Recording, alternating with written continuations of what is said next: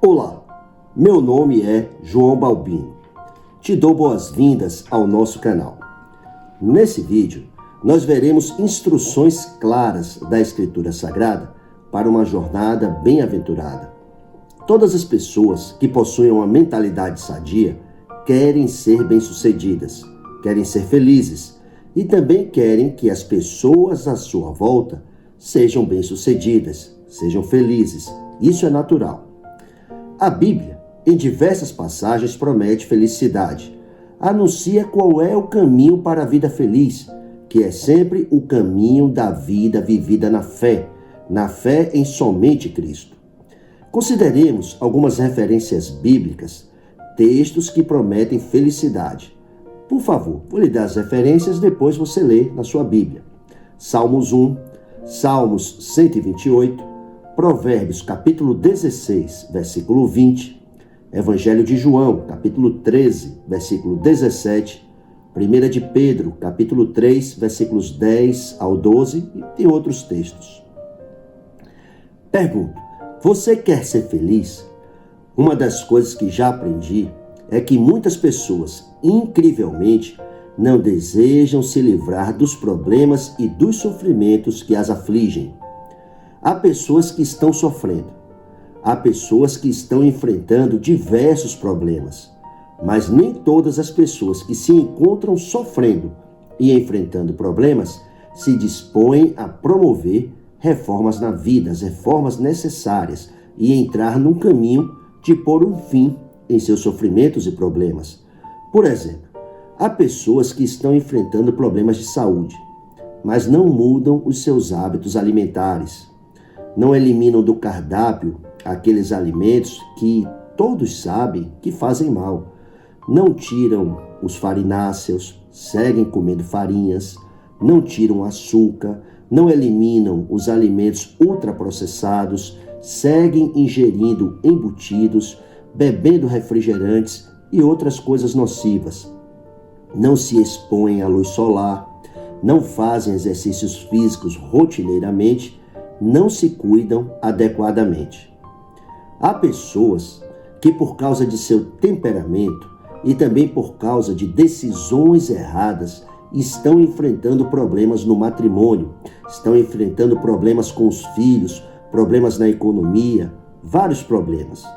Entretanto, seguem ignorando a Deus, seguem desprezando as Escrituras Sagradas, vivendo fora do Evangelho.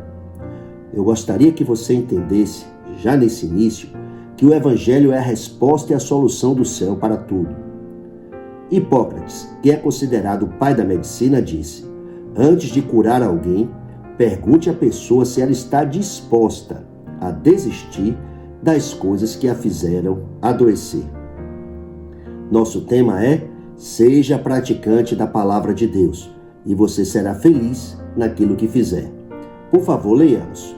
Tiago, capítulo 1, versículos 19 ao 25. Meus amados irmãos, tenham isto em mente. Sejam todos prontos para ouvir, tardios para falar e tardios para irar-se, pois a ira do homem não produz a justiça de Deus. Portanto, livrem-se de toda impureza moral e da maldade que prevalece, e aceitem humildemente a palavra implantada em vocês, a qual é poderosa para salvá-los. Sejam praticantes da palavra e não apenas ouvintes, enganando-se a si mesmos. Aquele que ouve a palavra, mas não a põe em prática, é semelhante a um homem que olha sua face no espelho e depois de olhar para si mesmo, sai e logo esquece a sua aparência. Mas o homem que observa atentamente a lei perfeita que traz liberdade e persevera na prática dessa lei, não esquecendo o que ouviu, mas praticando-o, será feliz naquilo que fizer. Iniciando com o versículo 19, o texto que lemos deixa claro que devemos ser comedidos em relação à nossa atitude em nossas interações sociais. Devemos ser cuidadosos na maneira como tratamos os nossos semelhantes. Devemos tratar todos com amor e humildade. Os versículos 20 e 21 seguem na mesma linha, aprofundando a questão moral. E os versículos 22 ao 25 expõem qual é a atitude errada e qual é a atitude correta em relação à palavra de Deus. A primeira instrução no texto que nós lemos foi: sejam todos prontos para ouvir.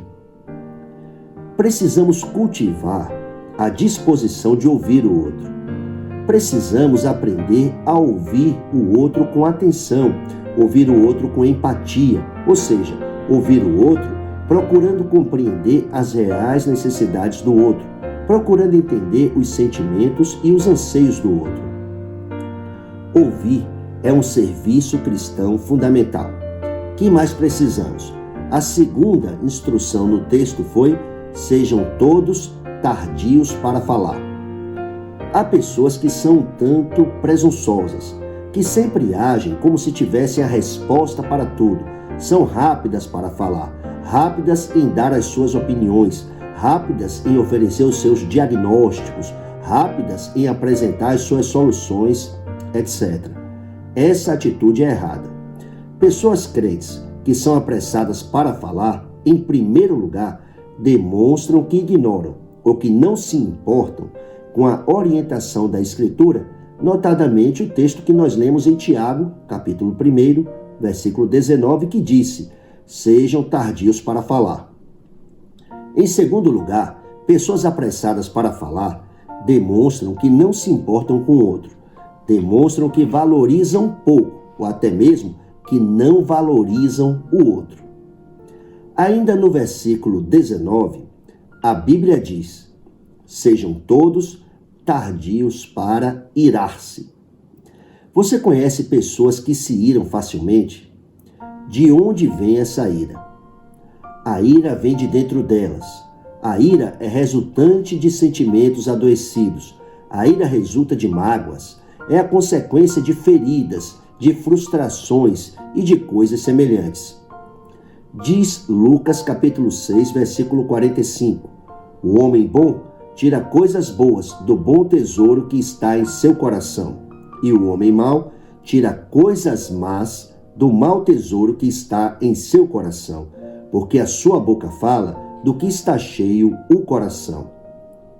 Uma pessoa que acaba sempre ficando irada, sempre com uma atitude irascível, beligerante, sempre instável, isso evidencia que há problemas não resolvidos, problemas arraigados em seu íntimo.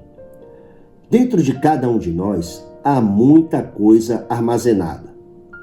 Há pessoas que passaram por experiências complicadas, que sofreram injustiças, sofreram rejeição, sofreram abandono, sofreram abusos de diversas maneiras e outras coisas. Nesse mundo caído, alguns de nós nos tornamos como um queijo gruyère. O queijo gruyère é conhecido por seus buracos internos. Assim como é o queijo gruyère, assim também são tantas pessoas. Por fora parecem firmes e consistentes, mas por dentro tem buracos.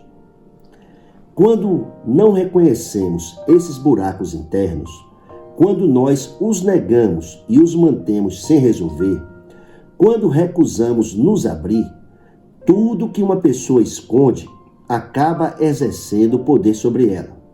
Os problemas internos sempre vão aparecer, sempre aparecem, se exteriorizam na forma de conflitos interpessoais, enfermidades mentais ou enfermidades físicas, falhas recorrentes, raiva, amargura, ressentimentos, limitações materiais, muitos problemas.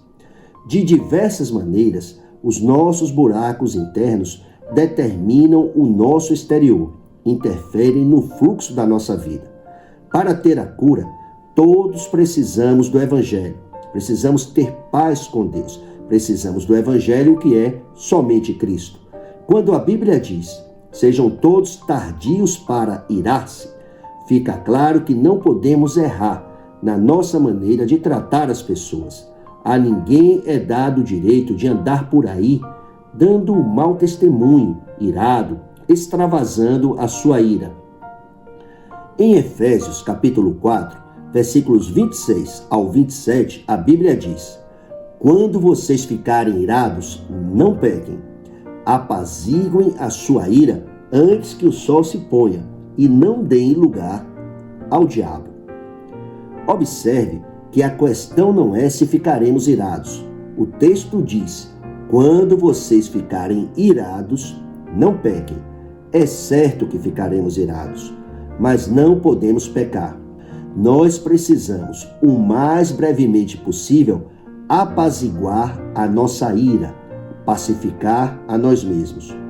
Por fim, a Escritura acrescenta que não devemos dar lugar ao diabo. Pense por um instante, qual seria a recompensa advinda de dar lugar ao diabo? Do que vimos até aqui, a conclusão é que se não aprendermos a controlar o nosso temperamento e a nossa atitude em nossas interações com nossos semelhantes, todo o resto será inútil. Pode se preparar para os problemas. Portanto, meus amados irmãos, tenham isto em mente. Em outras palavras, se concentrem nisso. Sejam todos prontos para ouvir, tardios para falar e tardios para irar-se. Agora, versículo 20. A Bíblia diz: pois a ira do homem não produz a justiça de Deus. Se não produz a justiça, produz o quê? Produz injustiça. Produz aquilo que é contrário à lei de Deus, que é o amor. A raiva produz injustiça, produz iniquidade, produz pecado. Não podemos de modo algum dar vazão à raiva. Dar lugar à ira significa abrir a porta para o pecado, significa abrir passagem para que o mal entre, tenha acesso à nossa vida. Por outro lado, a vitória sobre a ira é uma chave para a vitória em tantas outras áreas da vida. Pergunto, você tem experimentado sentimentos de raiva? A raiva lhe domina e controla as suas ações, ou você já aprendeu a apaziguar a sua ira? Você quer resolver o problema da ira?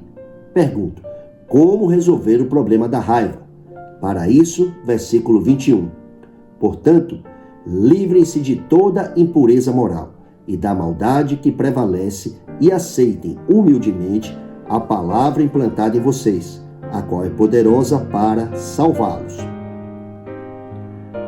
Para sermos livres daquilo que está errado e que tantos males, perdas, prejuízos nos causam, para sermos livres das feridas e das mágoas, para sermos curados, precisamos fazer o quê? Precisamos aceitar humildemente a palavra implantada em nós, para que a palavra molde a nossa natureza, para que a nossa natureza se torne a natureza da palavra, para que nos tornemos assim como é a palavra, para que nos tornemos semelhantes a Jesus, piedosos, santos, mansos e humildes de coração. Você conhece a história de Caim? Um dia, Caim ficou irado. Ele sentiu raiva de seu irmão, Abel. Deus em pessoa foi falar com Caim, foi adverti-lo contra o mal, adverti-lo contra o pecado. Gênesis capítulo 4, versículos 6 e 7. O Senhor disse a Caim: por que você está furioso? Por que se transtornou o seu rosto? Se você fizer o bem, não será aceito, mas se não o fizer, saiba que o pecado o ameaça à porta. Ele deseja conquistá-lo, mas você deve dominá-lo. Deus avisou Caim que o pecado, o mal, queria dominá-lo, mas Caim não acatou a palavra de Deus. Em Caim, a palavra de Deus permaneceu do lado de fora. Caim excluiu Deus de sua vida. Caim foi conquistado pelo pecado que deveria ter dominado. Furioso, Caim atacou e matou Abel. Gênesis capítulo 4, versículo 8. E mais uma vez, o Senhor foi falar com Caim. Dessa vez, para lhe impor juízo. A sentença divina foi dupla. Foi ruína e ser banido para uma vida como proscrito. Disse Deus, Gênesis capítulo 4, versículo 12. Olha a sentença. Quando você cultivar a terra, esta não lhe dará mais da sua força. Isso significa ruína econômica. Você será um fugitivo errante, literalmente um andarilho. O sentido no original é um vagabundo pelo mundo. Que fez Caim? Mais uma vez, Caim não aceitou a palavra do Senhor. Caim decidiu se estabelecer. Ele fundou uma cidade. Gênesis capítulo 4, versículo 17. Para que Caim fundou uma cidade? Para ter pessoas à sua volta, pessoas associadas a ele, pessoas que o ajudariam a defender-se contra eventuais inimigos, o ajudaria contra seus adversários, contra seus medos e também proveriam economia. Há pessoas que excluem Deus de suas vidas, que jamais levam a palavra de Deus em conta e sempre dão um jeito de conseguir tudo o que querem. Se esquecem de que é inevitável o encontro final com Deus para a prestação de contas. Caim passou para a eternidade distinguido como alguém que pertencia ao maligno. Isso diz 1 de João, capítulo 3, versículo 12. E o que dizer dos descendentes de Caim? Pessoas semelhantes ao seu patriarca. Pessoas que viveram sujeitas às leis de seu próprio coração. Caim, com a sua maneira de ser, com a sua maneira de pensar e de agir, não prejudicou apenas a si mesmo, mas também prejudicou a sua posteridade, os seus descendentes. Os filhos de Caim, você pode conferir isso na Bíblia, Gênesis capítulo 4, foram os experts da antiguidade em assuntos terrenos. Eles não estavam de maneira nenhuma voltados para Deus, nem interessados em Deus. Os filhos de Caim foram as pessoas de ponta na criação de rebanhos, na música, nas ciências e na tecnologia. Eles foram as pessoas sem tempo para Deus, sem agenda para Deus de sua época. Os descendentes de Caim também introduziram a poligamia, protagonizaram assassinatos e viveram em erros, excluindo Deus da vida. Um dos destacados descendentes de Caim foi Lameque, um representante daquela família, uma pessoa debochada que assintosamente tripudiava de Deus, como registra a Bíblia em Gênesis capítulo 4, versículos 23 ao 24. Por sua vez, os descendentes de Sete, o terceiro filho de Adão, quando comparados aos descendentes de Caim, são notavelmente distintos em relação à disposição e inclinação do coração. Em Sete, nós encontramos o berço das gerações que passaram a dar culto, passaram a invocar o nome do Senhor. Em Sete, nós encontramos os primeiros remanescentes. Encontramos o berço das gerações que buscariam a Deus para um relacionamento pessoal. Gênesis capítulo 4, versículo 26. Finalmente, Tiago capítulo 1, versículos 22 ao 25. Nessa porção, a Escritura Sagrada relaciona dois tipos de pessoas. Em primeiro lugar, a Bíblia menciona a pessoa que engana a si mesma. É a pessoa que ouve a palavra de Deus, mas não obtém proveito, não coloca a palavra de Deus em prática. Há pessoas que seguem ouvindo mensagens, mas não têm a concentração correta, não têm o interesse real pela palavra de Jesus, não reconhecem que precisam de mudanças. Tais pessoas permanecem presas em si mesmas. Isso é algo muito grave. Por outro lado, no versículo 25, a Escritura menciona a pessoa que observa atentamente a lei perfeita que traz a liberdade e persevera na prática dessa lei, não esquecendo o que ouviu, mas praticando-o. A Bíblia garante que essa pessoa será feliz, será bem-sucedida naquilo que fizer. Preste atenção nisso. Quando nos expomos à palavra de Deus, é absolutamente essencial que estejamos inteiramente concentrados, que ouçamos a palavra com todo o nosso ser, ou seja, que o nosso corpo, a nossa mente e os nossos sentimentos estejam alinhados, estejam juntos, estejam conectados e focados na palavra de Deus. Gostaria que você entendesse que a jornada absolutamente feliz é o ideal alcançado unicamente por meio da fé em Jesus Cristo, desfrutando o Evangelho todos os dias, dando glórias a Jesus em todas as coisas. Oremos. Pai, te damos graças pelo Evangelho. Te damos graças pelo pacto.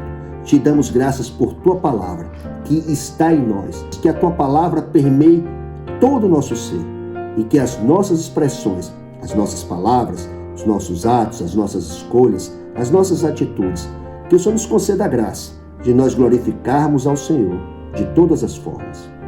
Nós te louvamos, te damos graças, oramos em nome do Senhor Jesus Cristo. Amém. Por favor, se você ainda não se inscreveu em nosso canal, eu peço que você faça isso agora mesmo. Se inscreva. Ao lado da caixa de inscrição tem um sininho das notificações. Eu peço a você, aperte o sininho e selecione a opção Todas na caixa do sininho. Peço que você também deixe o seu gostei nesse vídeo. Peço que deixe o seu comentário. Esse conjunto de ações são ações missionárias, são ações relevantes, são ações importantes que farão com que o algoritmo do YouTube entenda que esse conteúdo é relevante. Qual será o resultado disso? A mensagem vai ser enviada para outras pessoas. A mensagem chegará a mais pessoas. O seu apoio é muito importante e eu de todo o coração agradeço. Obrigado por assistir. Graça abundante.